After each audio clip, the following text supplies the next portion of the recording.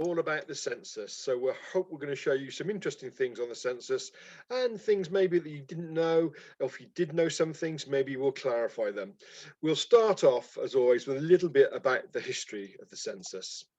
What is a census? Well, essentially, a census is a survey of all the people living in a country or district or city or other geographical area. Um, they're essentially a tool used to gather information to plan for the future, really. And depending on the questions asked, they can provide information on numbers of people, relationships, where they live, how they work, what houses they live in. Literally anything can be asked in a census.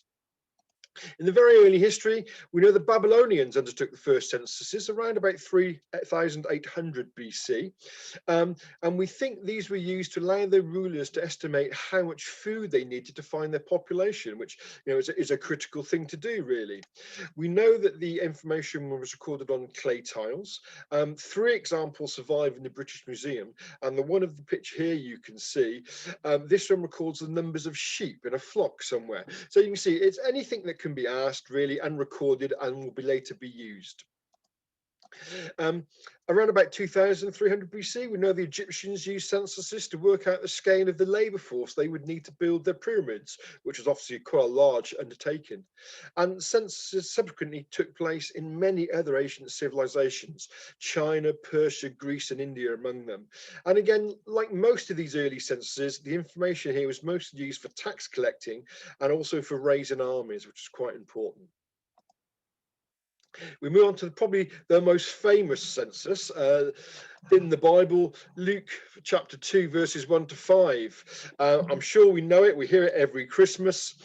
In those days, a decree went out from Emperor Augustus that all the world should be registered. This was the first census that took place while Quirinius was governor of Syria. All went to their own towns to be registered. Joseph also went from the town of Nazareth in Galilee to Judea, to the city of David called Bethlehem, because he was descended from the house and family of David. He went to be registered with Mary, to whom he was engaged and who was expecting a child. Now, we all know that census, we hear it all the time. We know a little bit about the history of this one. Firstly, although the Gospel of Luke is used to establish the birth of Jesus, the Gospel of Matthew actually puts it in the reign of Herod the Great, who died 9 years earlier. So most biblical scholars now think that the Gospel of Luke is actually in error. Also, although the Romans did undertake a census when they took over direct rule of Judea around about 6 AD, there was actually no single census of the Roman Empire under Augustus, so it's wrong on that count. And finally, no Roman census required people to travel from their homes to those of their ancestors. So the Judean census wouldn't have affected Joseph, who was living in Galilee. So sadly, there was no donkey journey needed. This, although it's a famous census, it gets people used to the idea, it's probably not true. Looking at census in Britain, the first census of Britain was probably undertaken by the Romans.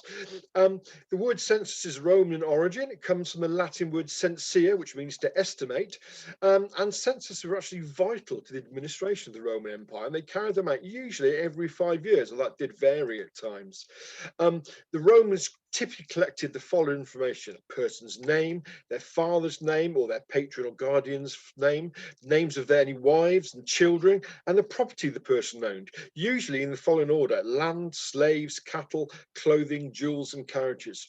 And the census were really a perfect tool for the Romans because they really wanted to make sure the administration of their empire worked well. And to do that, they needed to know information such as number of people, number of slaves. They had to look at the food supply, they had to look at all sorts of things in order to run the empire efficiently and to keep local populations in check.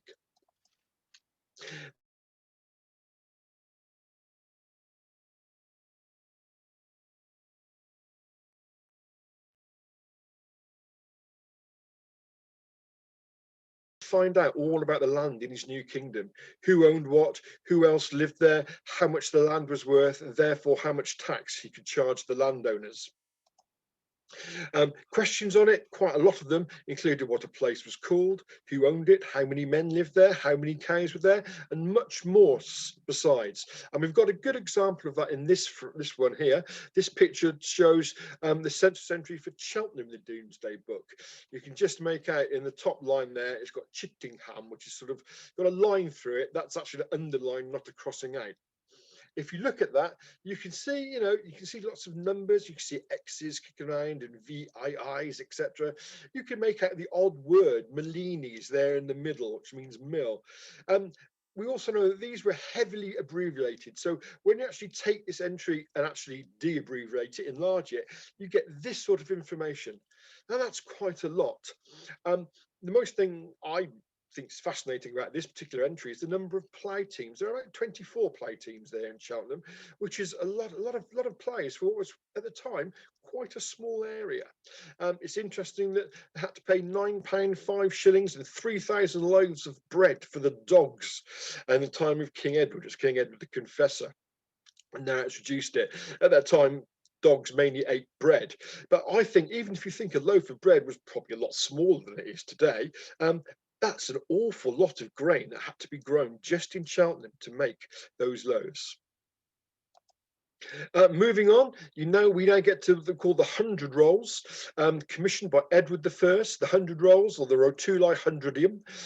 They're essentially a series of inquiries and surveys of England and Wales taken various times between 1255 and 1284. They're a census in all but name, and they were essentially a sort of royal stock taking. It included surveys of privileges, liberties, land ownership, all existing under the feudal system at the time. They were arranged by the 100 Land Unit, which is the earliest land unit division, really, hence the name. Interesting, very good, but sadly, very few have survived intact.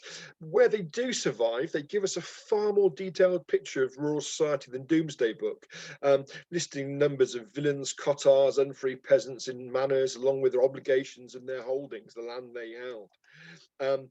Some of this information was used for judicial and taxation purposes, but by and large, they weren't used very much at all, which is quite strange. But one important outcome of these was, for the first time, the names of the people were recorded. So we get the idea of the sort of what we'd say the Christian names and the surnames start to become popular in this one. Moving on to the 17th and 18th centuries and the census taken, there wasn't much happening before that. Bishops were generally made responsible for counting families in their dioceses, but little usable data was ever collected due to the religious and political hiatus of the period. It's very, very period of turmoil, civil war and strife, and these normal data processing counts actually fell by the wayside. Indeed, some churchgoers believed that counting people was actually sacrilegious, and they based their idea on there was a census ordered by King David in biblical times, which was interrupted by a terrible plague and never completed. So people worried that if they tried to do it today, as it were, the same thing would happen. Other countries weren't so reticent though. Quebec, we know, held its first official census in 1666, Iceland in 1703, and Sweden in 1749. We were slow to follow suit. The reason largely was because those in power thought that a population count would reveal the nation's strengths and weaknesses to foreign enemies. There's a good old picture of Bonaparte on the road to England there, ready to come across the channel. If he knew all about our numbers and how many people we had, it might be very different. And so this was the one main reason why Britain was very, very reluctant to adopt the regular official census. However, in 1798, this changed when a chap called Thomas Malthus, who was an English cleric, scholar, and a very well-respected economist, he published an essay called The Principle of Population. In this, it caused great concern because he suggested that population growth would soon outstrip supplies of food and other resources. By this time, it might sound amazing, but the Black Death and the Great Plague, the population had at last fully recovered and was expanding rapidly. And Malthus really thought about this, and he just realized, we're not going to have enough food to look after ourselves if we're not very careful, because we don't know very much about our country as a whole.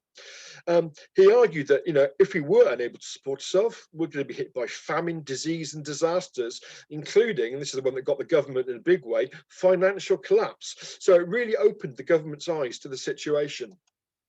And as a result, this alarmist view of the future, Parliament acted at long last and passed the Census Act in 1800. This paved the way for the first official census of England and Wales, which took place on the 10th of March 1801. Information was collected from every household by the parish overseers of the poor, helped by constables and various other officers of the peace.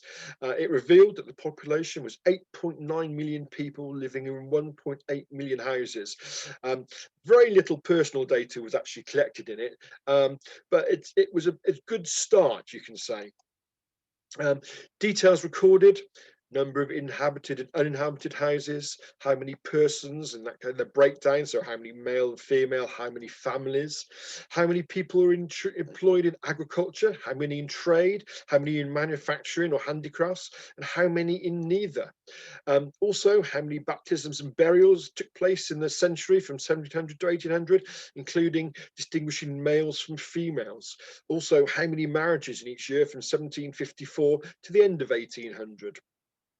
Interesting though, despite all this data, details of individuals and the names were not recorded in the official return. So it really was quite an anonymous survey at this time. We've got a typical example here from the Asherworth parish. The vicar made a note of the census and he made a note of it in the parish register. It's a little bit scrabbly, so at the top you can see a little summary of it. So I'll just let you have a little read of that while I have a slip of water.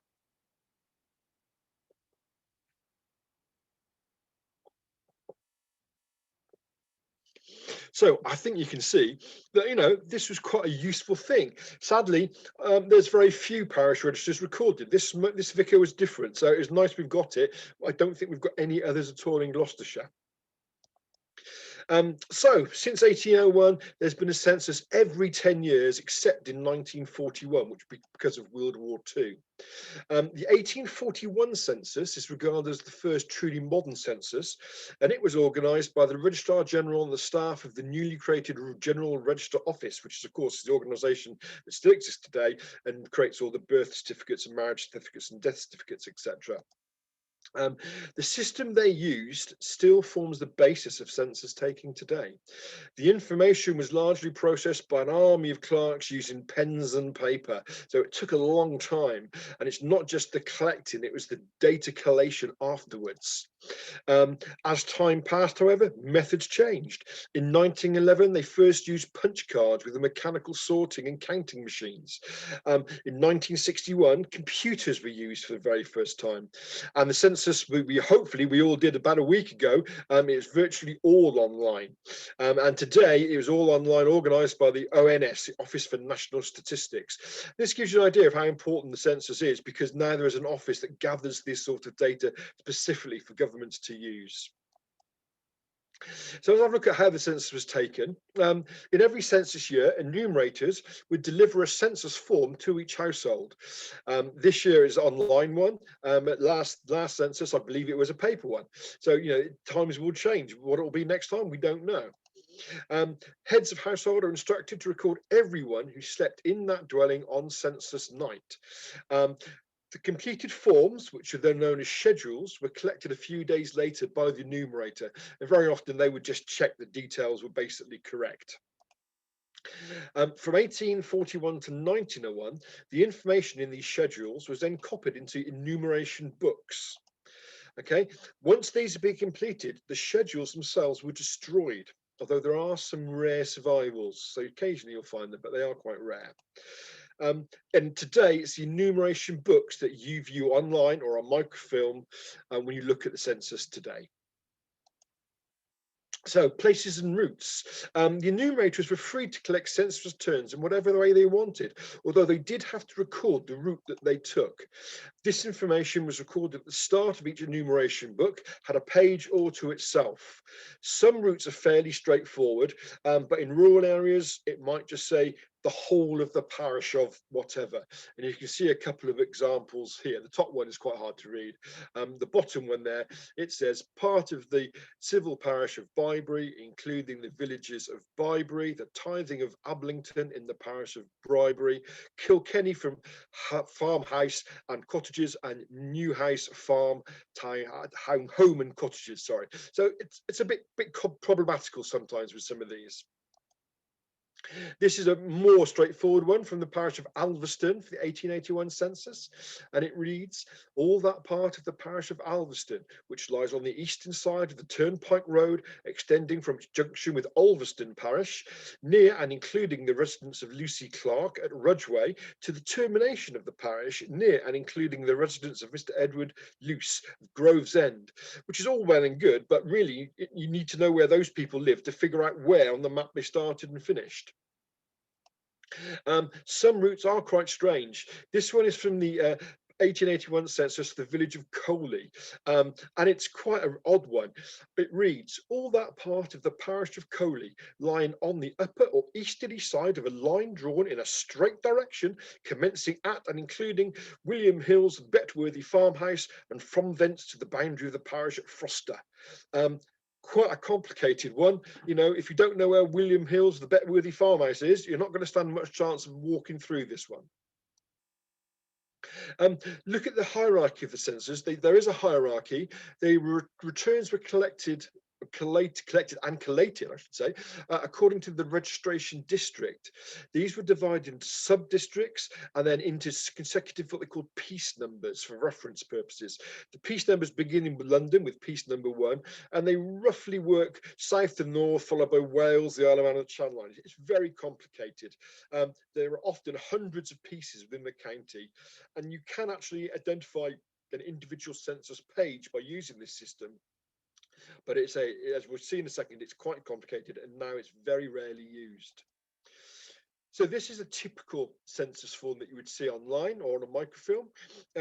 Most important thing really is the bottom line, where I've written there class or series number, and it's always in an RG format, and that gives you the identification of the census year. Then you'll get the piece number, and then within the piece number you get the folio number, which is on the top right, and then next to it, just in, you get the page number.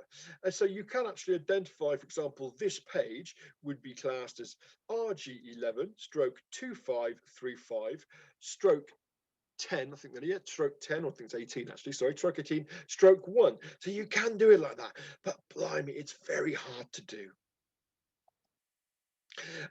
Census dates and days on the UK. Census day is always a Sunday usually, and it's chosen so simply because that's the day most people are going to be at home. It's interesting with the census this year because they've actually not always insisted on that. They've said, you know, it should be on that day, but you can fill it in 2 weeks before if you wanted to. So it's a bit of an interesting one. And of course, it's going to be also interesting this year to see exactly how COVID is going to affect things. Are people at their home or are they in their bubbles? We'll wait and see that in 100 years or so. Dates of the census quite fixed, always around about this time of year, has to be said, which can be useful. It can be irritating. I'm not sure why this was set. You think there might be something to do with the tax year, possibly, but you know, I don't think there's any sort of sure argument on that. It might be because at this time of year, early spring, sort of late winter, early spring, fewer people are away on holiday. So, census records, what can you find? So on this section, I'm going to go through some of the various census. Okay, we'll start with the 1841, it's the most usable one. And then basically we'll work up to sort of 1911, I think we go as far as. But basically, this is a typical page from the 1841 census. It's got a common column saying the place, it's got names, it's got an occupation. I'll let you have a quick look at that one, and then I'll explain a little bit more about it.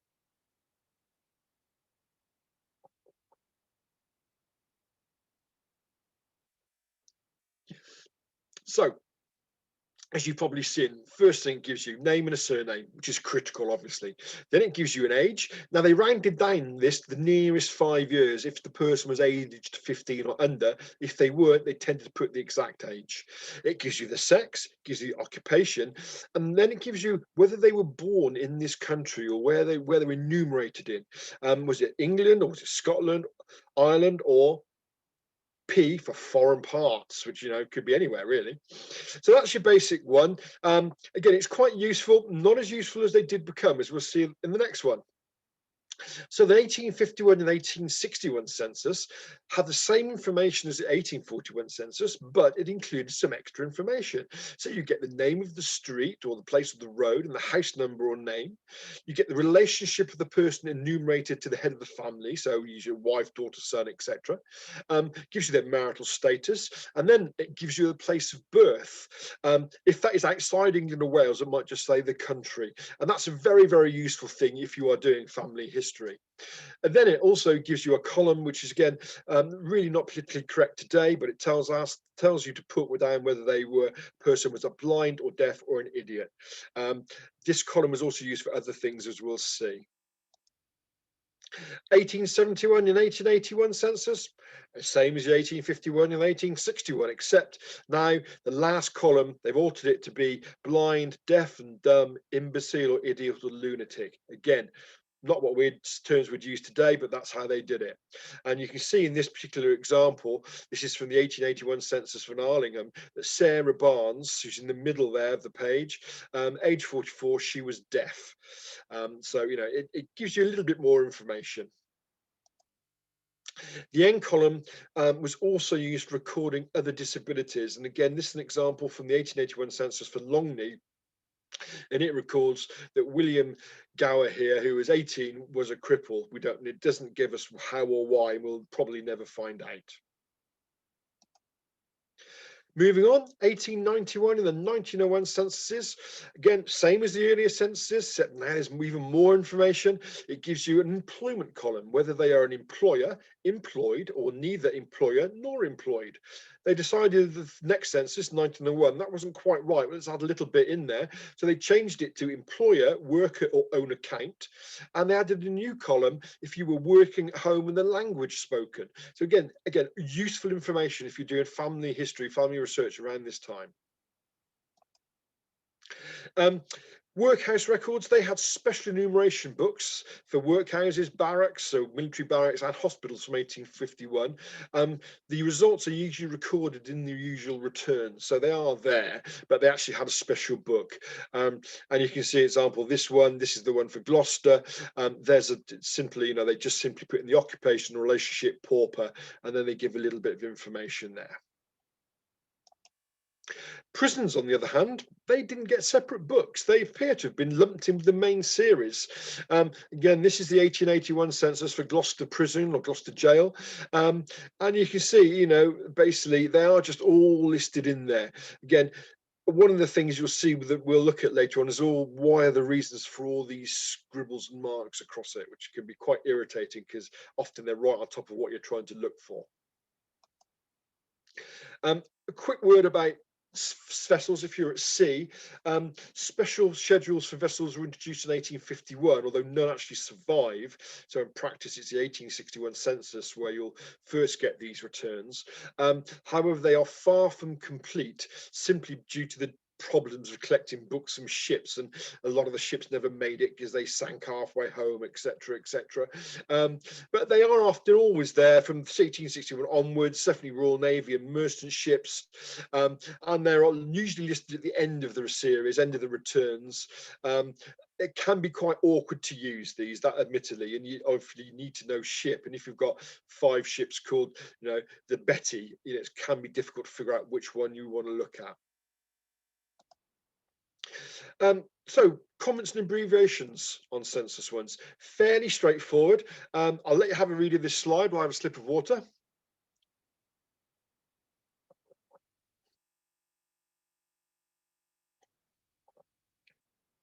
So here again, all fairly straightforward.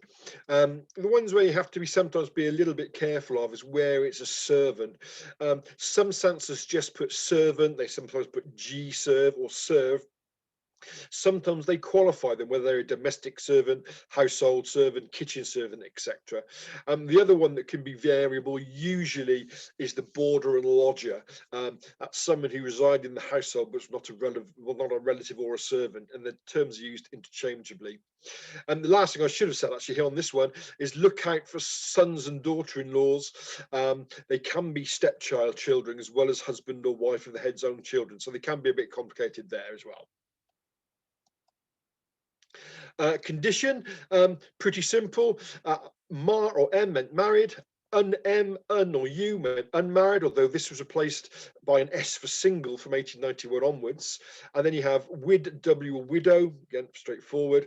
And you get divorce. This wasn't an official category, but it does appear occasionally in this column in later years. But that was really down to the whim of the person and the enumerator collecting it, whether they put it down or not.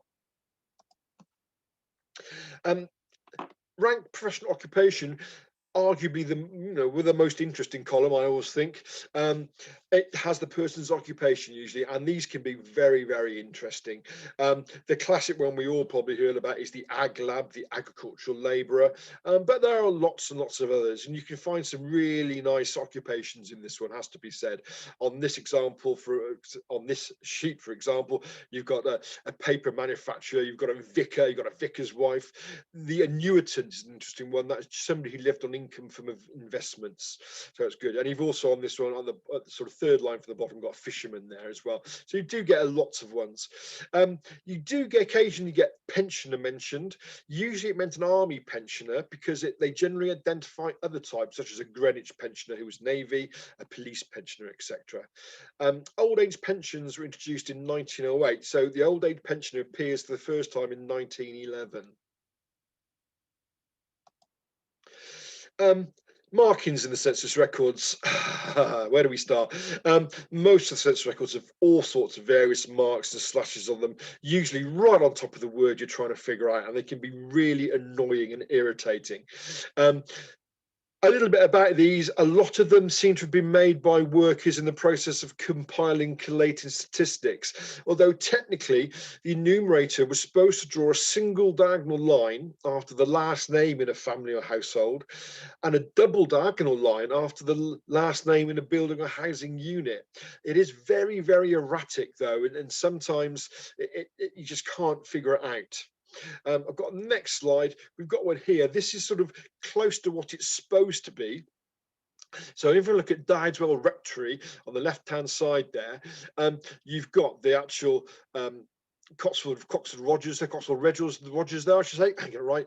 And you can see he's got daughter, son, daughter. Then there's servants. And if you look to the right there is one big diagonal line that actually crosses over sort of at least one of the daughters and two of the servants. And then there's a double diagonal line just above a visitor who's there. So that's close to what it should be, but it's no cigar.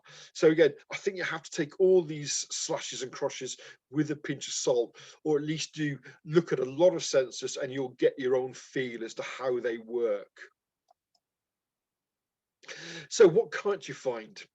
Sometimes, no matter what you do, you just can't find people in the census. They just will not be found. You've probably done it using indexes. You might have done it actually going page by page by page. Usually that's easier in a village than a city, obviously. So if you have exhausted all the possibilities, so you've ruled out name indexes, mistakes, misspellings, mistranscriptions, you've got about three main possibilities. Firstly, they are there, but for some reason you can't see them. They are missing from the census altogether, not too uncommon. They are or were in a census, but a part of it has gone missing. And there are some gaps in census records, has to be said. So often gaps appear because heads of household enumerators did make mistakes in entering details and transcribing the data. We all know transcriptions of data is a big problem. One census, which is the 1931 census, no longer exists. It was destroyed by fire in 1942 while in store. This event, interestingly, was not attributed to enemy action, so we're not quite sure what happened there. There was also, as I said earlier, no census taken in 1941 due to World War II. However, the National Registration Act, which took place in 1939, captures many of the same details. So because of the lack of the 1941 and the loss of the 1931, it's actually now quite important. It has been released into the public domain on a subscription basis with some redaction. So there's still some data that's considered sensitive and they haven't shown you. Sometimes people didn't want to give their names. This is the 1871 census for Albert Square in St Paul's Shadwell district in London. Has entries for several men whose names are not given, and notably you can just about make them out there. Visitor unknown, beneath it another man unknown at the bottom. And the reason for this is very clear in the rather scrappy footnote the enumerator put in, which reads, "These fallen women very often don't know either the names or ages of those men who sleep with them. Their age is therefore only guessed at." So obviously these are prostitutes and these are their clients. Good reasons why they didn't want their names given on the night. Also, you get the rather more extreme. JMW Turner allegedly rolled himself out into the middle of the Thames on Census Night in 1841 to put himself outside the jurisdiction of any enumerator. I've yet to see, I'm not sure if this is true or false. I've yet to find out where he lived and where he did. But interestingly, you know, he could have been fined for this, and you can be fined for doing it today. So, where do you have your access to census? Well, you can access it via Ancestry, which is free at Gloucestershire Archives or any of Gloucestershire libraries. Or if you come into Gloucestershire Heritage Hub, you can access it at the Gloucestershire Family History Society Centre, or you can subscribe to it at home, but this will cost you. And you can also access it via Find My Past, free at Gloucestershire Archives or any of Gloucestershire's libraries. The staff at the Gloucestershire Family History Society Centre, they can also offer lots and lots of help. They are very good. They're used to all the problems you have when you look for the census, and they are very good at helping you. And then you can actually have a look around the web. The National Archives is a very good place to try and find census material. Vision of Britain is another. Ask at local family history societies. They're all helpful. I wish you luck with the census. When you get into looking them, they are great fun and they are really interesting. Thank you very much for listening. And now we're going to take questions via the chat facility. Thank you very much.